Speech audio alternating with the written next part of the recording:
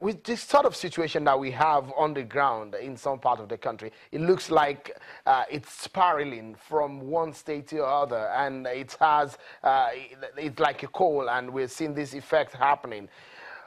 What do you think that the leadership of the country perhaps should be doing right now in this kind of situation? Well, thank you for having me. You see, what is happening in Nigeria today, I would say with the greatest respect, is that gradually the country is drifting into a situation where we are practicing democracy by ambush.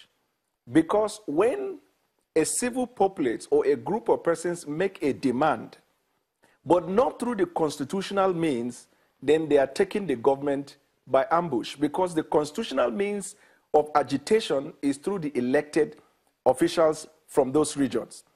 Take, for example, let's take the case study of Nnamdi Kanu. He made clear his demand, and that is that he wants a secession from Nigeria, and therefore he's calling for a referendum.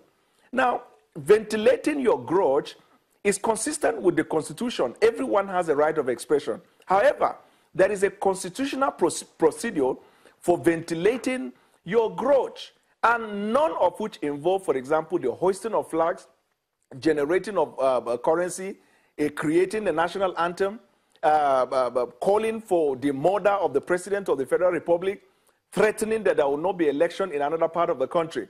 So clearly by this act, Nnamdi Kanu, with the greatest respect, has stretched the exercise of his right beyond constitutional means, which is the reason why he is being charged in the court of law, and which is the reason why I also believe that the army in the first place ought not to have digressed to his house as alleged, because doing so will mean that they are prejudicing the court. In any case, there is an allegation against him and is standing trial before a competent court of law.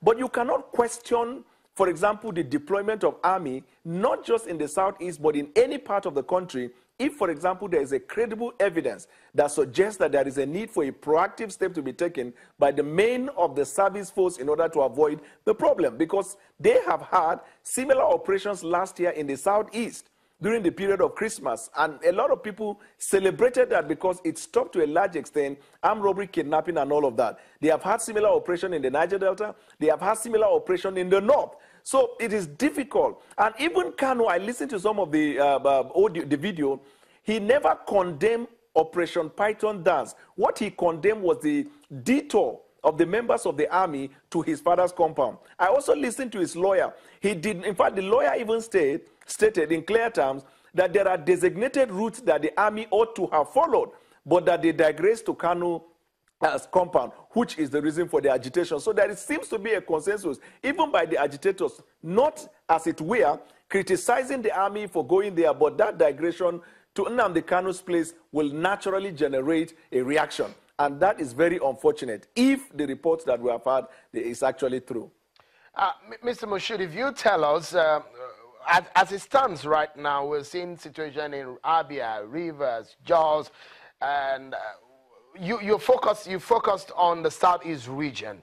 But stopping this sort of violence, because Nigerians of different ethnic groups are spread across the country, what is the strategy right now? Thank you so much.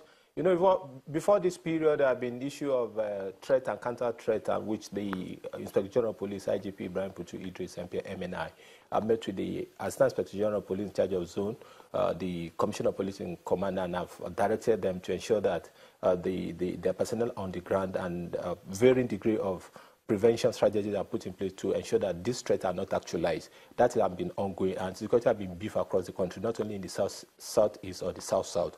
For the concern of any reactions which may lead to breakdown law and order in other parts of the country, Commissioner of Police have been put on red alert. They are equally to be personally on the ground to supervise the security arrangements. Having said this, I want all Nigerians to know that we're on the ground, and we equally ensure that we sustain the peace that is being enjoyed across the country. I know any group or individuals will be allowed to hold the nation to ransom in any part of the country. Having said this, we on ground, like I've said earlier on, and our intelligence are equally being put into effective use to ensure that we gather information and necessary intelligence that we are going to work on to ensure that we nip in the bud any eventuality that may come from any part of this country. But as we speak, there's no any cause for alarm, like I said earlier on. People should go about their lawful activities without any fear or apprehension, as everything is being done from the police commands and equally at the level of the force headquarters to sustain the piece of generality across the country.